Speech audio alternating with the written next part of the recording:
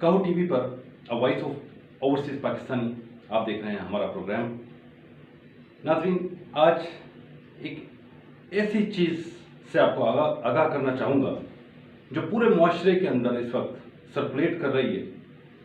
पूरी की पूरी रियासत मदीना ये एक मैसेज सर्कुलेट हो रहा है जो मुतअद्दिद बार मुझे रिसीव हुआ, जिसके ऊपर मैंने एक चीज़ वॉच आउट करी कि इस इशू के ऊपर या इस टॉपिक के ऊपर आज तक ना हमारा मीडिया बोल सका, ना रियासती इदारे, ना ही हमारे जो हुक्मरान हैं वो इसके ऊपर कुछ आवाज़ दे सके। ऐसा क्या मैटर है कि जो शख्स ये कह रहा है वो भी अपने आप को पसे पर्दा रखना चाहता है।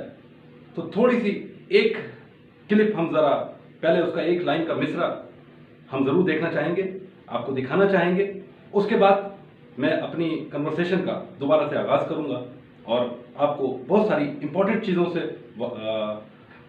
इंफॉर्मेशन आपको दूंगा, तमाम की तमाम। तो आइए ज़रा देखते हैं।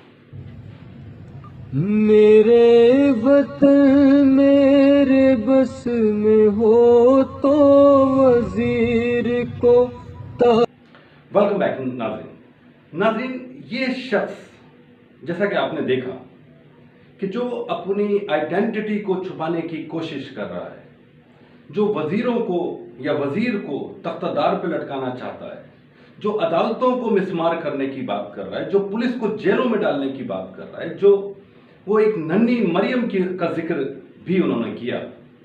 ये अभी तमाम की तमाम चीज़ें मैं आपको इसी प्रोग्राम के अंदर सुनवाऊंगा कि इनकी क्या वर्डिंग्स हैं। मेरा सवाल सिर्फ इस पूरी की पूरी रियासत मदीना से एक छोटा सा सवाल है।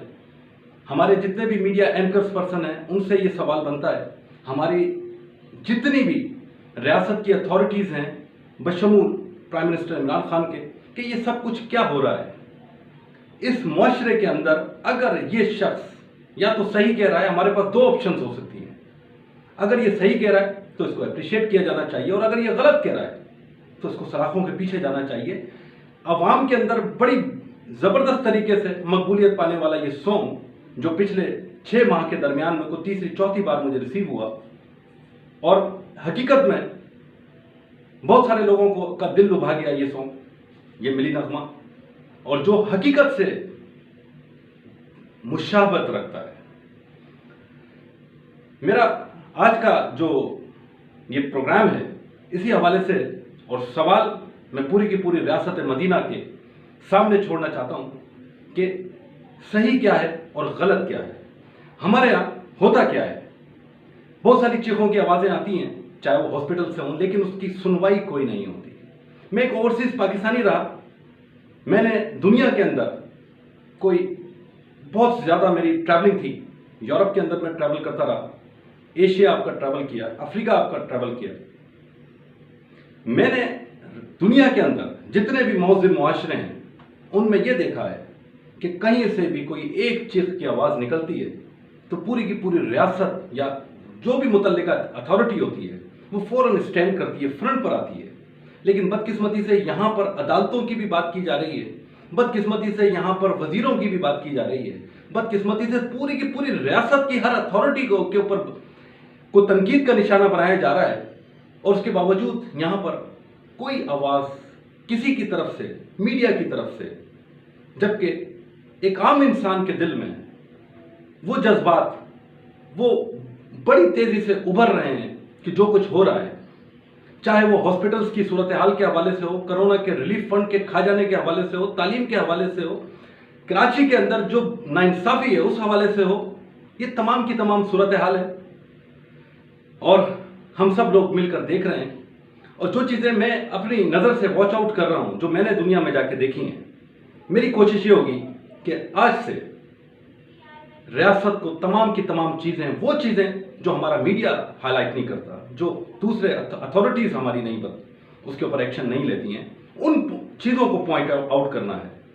इसी हवाले से इससे पहले भी कुछ प्रोग्राम मैं कर चुका हूँ, और एक चीज़ और बताना चाहूँगा इसके साथ साथ कि मेरा ख्याल है कि 72 साल तारीख में इस वक्त मैं पॉलिटिशियन से भी इंटरव्यूज़ करता रहा, सेनेटर से, MNS से, जितने भी बिजनेस टाइकॉन्स हैं, ان سے لائیو انٹرویوز کرتا رہا، لیکن آج شاید مجھے اس بات کا احساس ہوتا ہے کہ پچھلے 72 سالوں میں ہم انٹرویوز تو کرتے رہے، آج بھی ہمارے تمام جتنے بھی میڈیا چینلز ہیں وہ تمام کے تمام انٹرویوز کی ڈائریکشنز کے اوپر لگے ہوئے ہیں، لیکن اس سے ہوا کیا؟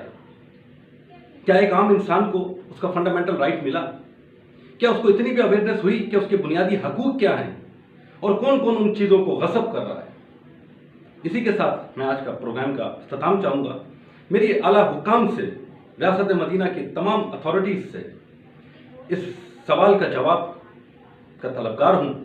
اگر کوئی شخص، اگر کوئی اتھارٹی اس تمام ایلیگیشنز کو جو کہ ابھی میں اس پروگرام کے اختتام میں چلا رہا ہوں، اگر کسی کے پاس کوئی جواب ہے تو میرا نمبر اسکرین کے اوپر موجود ہے، مجھ سے رابطہ کیجیے گا۔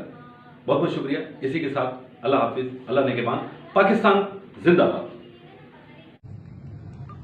میرے وطن میرے بس میں ہو تو وزیر کو تختہ دار کر دوں، میں کھینچ کے حاکموں کو در پر شہر شہر سنگسار کر دوں۔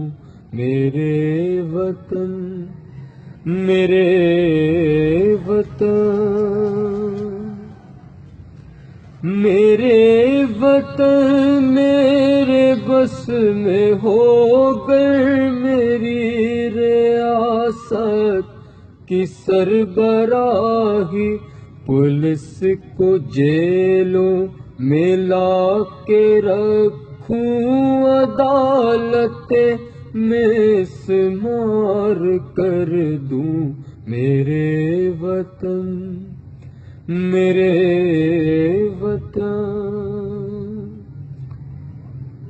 یہاں پہ قانون بک رہا ہے، یہاں پہ مظلوم جھک رہا ہے، لگائے انصاف کی نہ بولی میں بند یہ کاروبار کر دوں۔